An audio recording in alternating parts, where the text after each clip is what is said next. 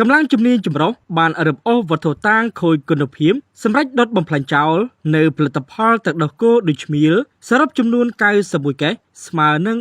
3815ដបនៅទីលានចាក់សំរាមដែលមានការយកចិត្តទុកដាក់និងចង្អុលបង្ហាញពីលោកឧត្តមសេនីយ៍តូហេងសុផលស្នងការនគរបាលខេត្តកំពង់ធំបានចាត់ឲ្យលោកឧត្តមសេនីយ៍ត្រីវ៉ាច័ន្ទកុសលស្នងការរងនគរបាលខេត្តកំពង់ធំបានដឹកនាំកម្លាំងនគរបាលប្រឆាំងបទល្មើសសេដ្ឋកិច្ចចំនួន8នាក់ចូលរួមសហការជាមួយការិយាល័យកបបក្រោមការដឹកនាំសម្របសម្រួលនិងបញ្ជាផ្ទាល់ពីលោកសៃវាសនាព្រះរាជអាជ្ញារងនៃឯកការអមសាលាដំបងខេត្តកំពង់ធំអនុវត្តតាមដីកាសម្រាប់រឹបអូសវត្ថុតាងខូចគុណភាពលេខ88អកចុះថ្ងៃទី12ខែមីនាឆ្នាំ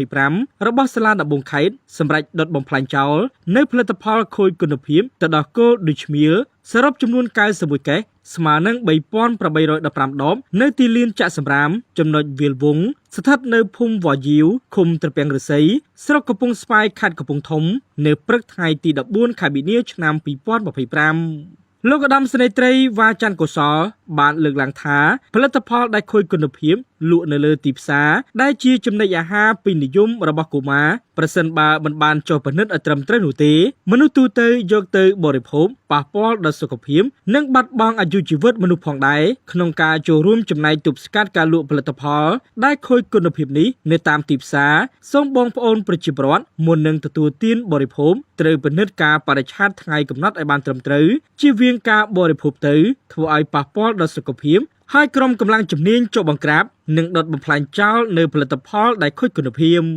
លោកសៃវាសនាព្រះរាជអាជ្ញារងអមសាលាដំបងខេត្តកំពង់ធំបានដឹកនាំសម្របសម្រួលក្រុមការងារដោយផ្ទាល់ដើម្បីធ្វើការដុតបំផ្លាញចោលទាំងស្រុងនៅវត្ថុតាងដែលជាផលិតផលខូចគុណភាពទឹកដោះគោដូចឈ្មៀលសរុបចំនួន91កេសស្មើនឹង3815ដបដែលបានធ្វើការបង្ក្រាបបាននេះគឺដើម្បីសុវត្ថិភាពចំណីអាហារសុខុមាលភាពសាធារណៈនិងសុខភាពប្រជាពលរដ្ឋនៅក្នុងមូលដ្ឋានផងដែរ